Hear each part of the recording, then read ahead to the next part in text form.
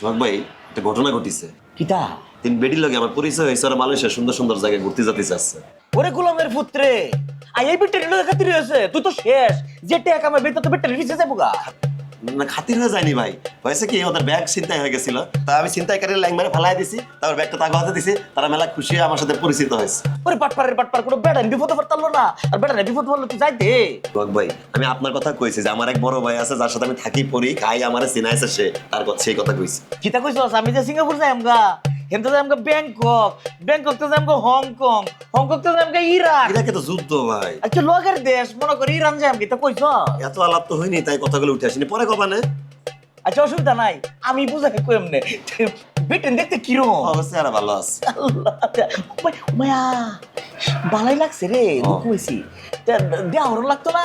ওই যে পুত্র যায় তার ঘুরাবো কয়েছে, তা আপনার আমি গেলে পর পরিচিত হয়ে যাবে। ওরে গোলামের পুত্রে, তুই পুত্র যে অজিঙ্গা চত, তুই তো মানুষ এটা বাচ্চা খাই আলবে দেখতাছি। আচ্ছা খারো, বেটেন যায় মুস টুসটা দেওয়া একটু বড় হয়েছে, একটু ছাড়াই লই। আচ্ছা ভাই।